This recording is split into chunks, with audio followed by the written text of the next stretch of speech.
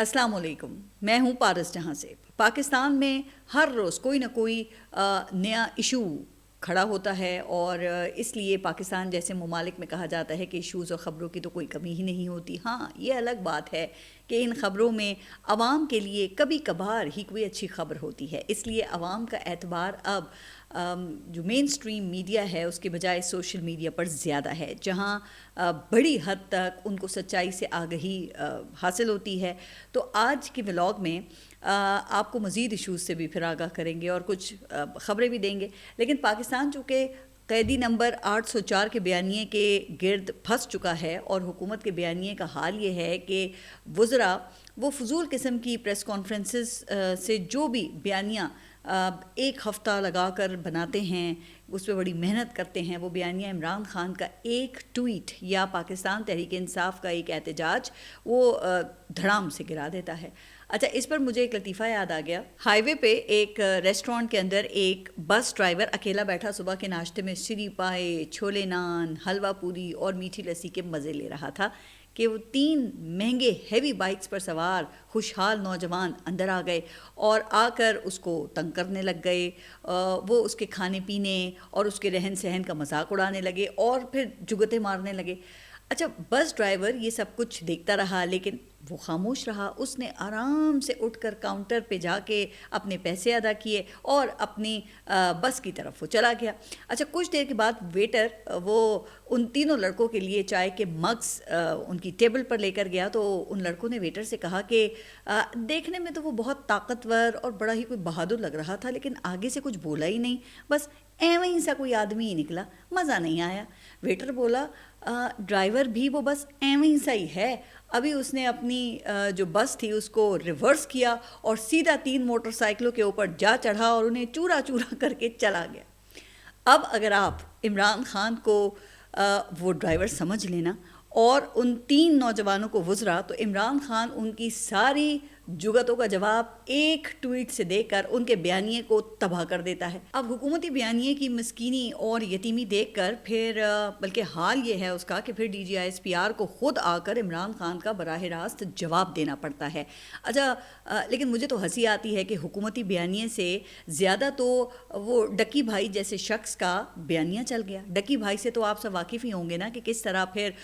اس نے شہرت کمائی اور پھر مبینہ طور پر جوئے اور بیٹنگ ایپس کو پروموٹ کرنے کے چکر میں وہ گرفتار ہوا، اور یہ ساری کہانی تو آپ نے پہلے ہی سن رکھی ہے کہ پھر کس طرح اس کو این سی سی آئی اے کے افسران نے ایک خفیہ ایجنسی کا نام لے کر استعمال کر کے گرفتار کیا، اور پھر تشدد بھی کیا گیا، اور پھر آرمی چیف کی مداخلت پر اس کو اس مصیبت سے رہائی ملی۔ اب اس پورے واقعے نے پاکستان کو ہلا کر رکھ دیا اور این سی سی آئی اے کے اعلیٰ افسران بھی گرفتار ہو گئے۔ اب خبر یہ ہے کہ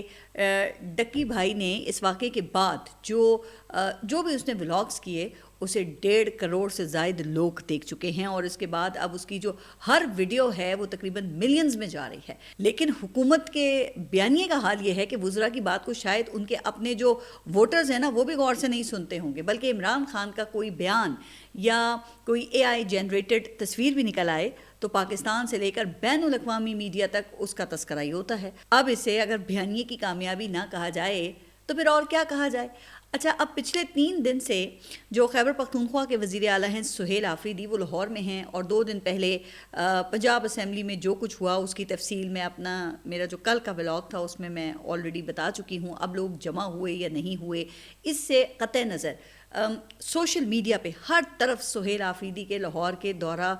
جو تھا اس کا چرچا تھا، وہ دورہ چھایا رہا۔ اب پورے پاکستان میں کسی سے بھی آپ پوچھ لینا اگر، تو اسے وزیر اعلیٰ پنجاب مریم نواز کی گزشتہ 1 ہفتے کی مصروفیات کی ڈیٹیلز نہیں معلوم ہوں گی، لیکن وہ یہ جانتا ہوگا کہ وزیر اعلیٰ خیبر پختونخوا سہیل آفریدی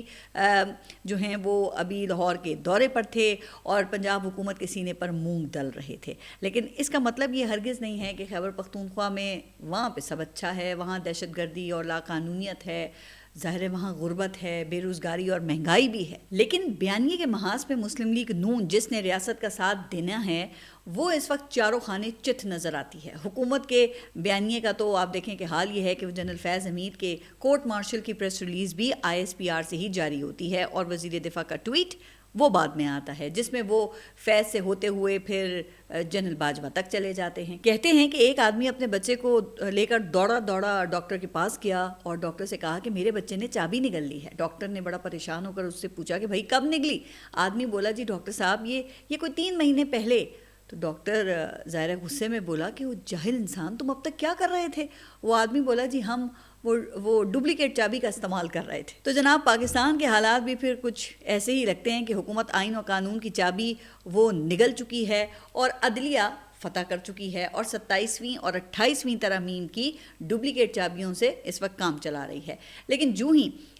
ان پر برا وقت آئے گا نا اور کرسی ہلے گی تو انہیں فوراً اصل چابی کا خیال آئے گا، پھر یہ اسی عدلیہ کے پاس دوڑے دوڑے جائیں گے تو پھر جواب آئے گا کہ ارے نادانو، اب تک آئین اور جمہوریت کی چابی نگل کر ڈپلیکیٹ چابی سے کام چلا رہے تھے نا، تو پھر اب بھگتو۔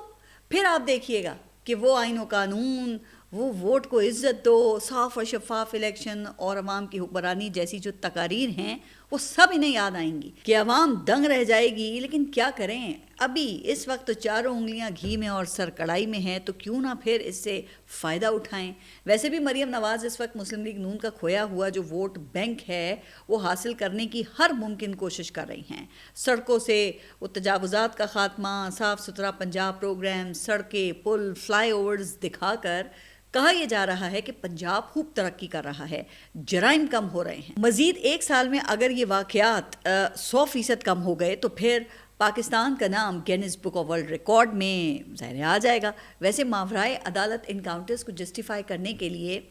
یہ جو اعداد و شمار ہے نا یہ بہترین ہیں، اور اگر جرائم کم ہو رہے ہیں تو پھر سوال تو ہے کہ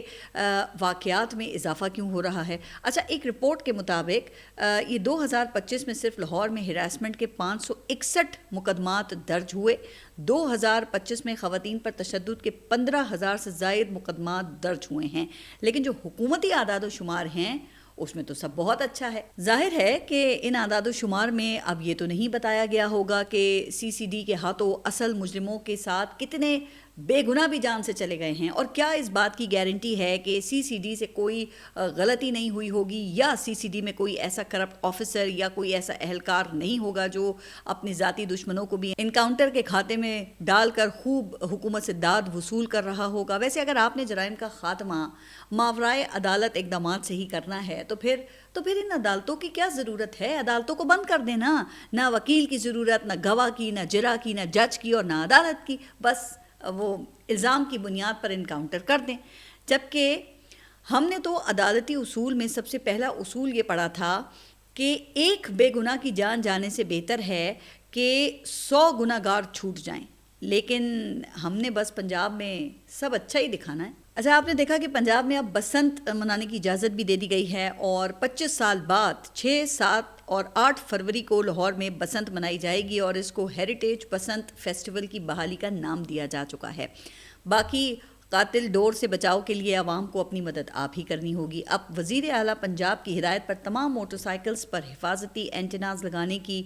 شہر بھر میں مہم بھی جاری ہے، اور بسنت سے پہلے اور اس کے دوران لاہور میں ہر موٹر سائیکل پر اینٹینا لگے گا، اور جس کے موٹر سائیکل پر اینٹینا نہیں ہوگا اس کے خلاف کارروائی ہوگی، کیونکہ قاتل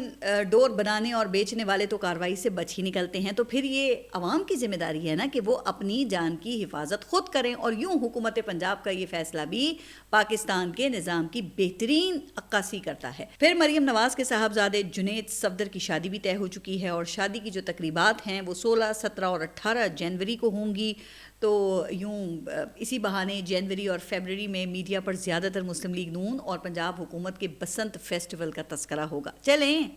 سیاسی بیانیہ تو پٹ ہی رہا ہے، تو کسی بہانے تو جماعت اور حکومت کا بیانیہ وہ خبروں کی زینت بن جائے گا۔ باقی پورے پاکستان میں تعلیم اور صحت کے نظام کا جو حال ہے وہ تو آپ سب کے سامنے ہی ہے، اور اس وقت صورتحال یہ ہے کہ پاکستان تاریخ کے بدترین برین ڈرین کا شکار ہے۔ اب گزشتہ 2 سال میں پاکستان سے 5,000 ڈاکٹرز، 11,000 انجینئرز اور 13,000 اکاؤنٹنٹ ملک سے ہجرت کر کے بیرون ملک جا چکے ہیں۔ پاکستان میں مختلف مواقع پر انٹرنیٹ کی بندش سے $1.62 ارب کا نقصان ہو چکا ہے، اور گزشتہ 2 برسوں میں 15 لاکھ سے زائد پاکستانی مستقل طور پہ ملک سے باہر جا چکے ہیں۔ لیکن حکومت کے کاغذات میں آپ کو سب اچھا ملے گا. خیر اس پر بھی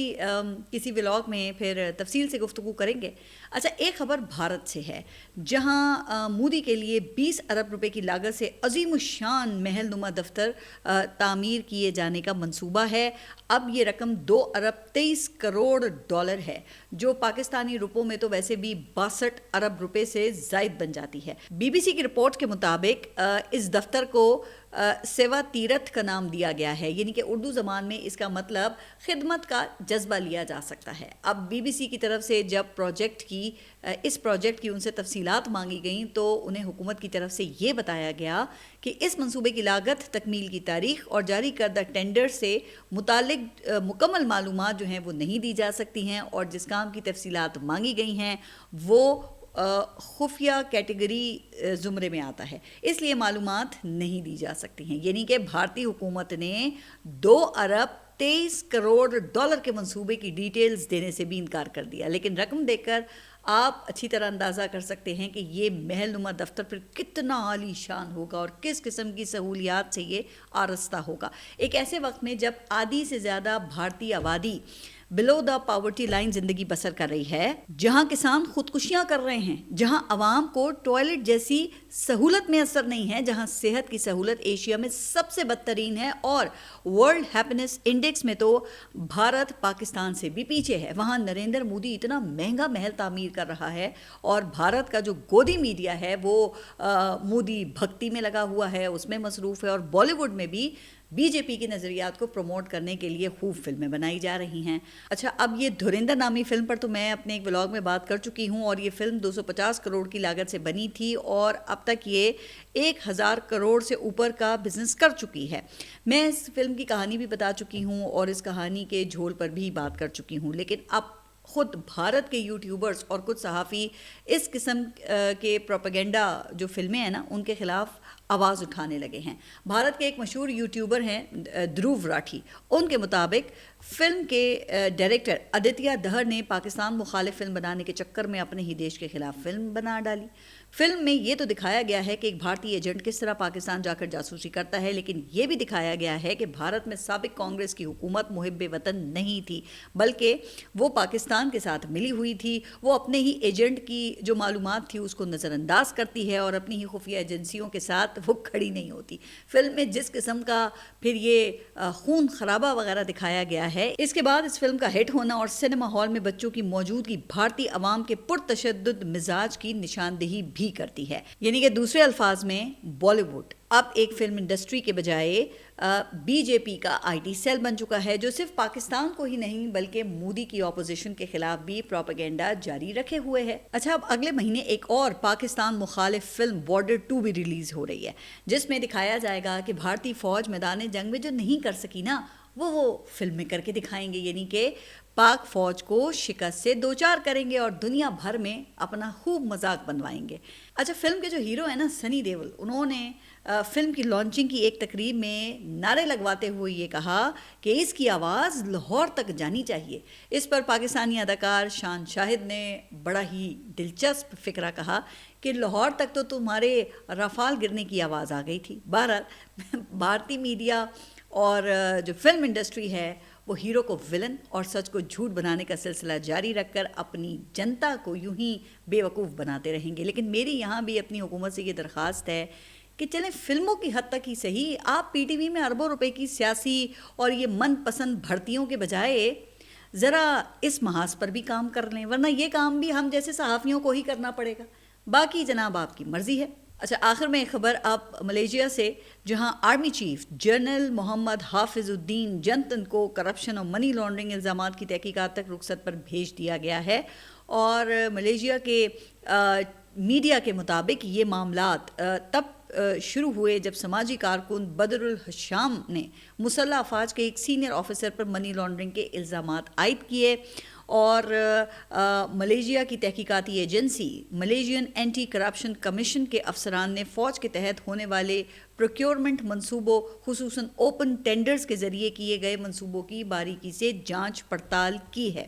جس کے بعد تازہ ترین پیش رفت میں وزیر دفاع نے کہا ہے کہ آرمی چیف کو جبری رخصت پر اس لیے بھیجا گیا تاکہ منی لانڈرنگ سے متعلق ان پر عائد الزامات کی تحقیقات بغیر کسی رکاوٹ کے مکمل کی جا سکے۔ آپ سب اپنا خیال رکھیے اور اگلے ولاگ تک کے لیے اللہ حافظ۔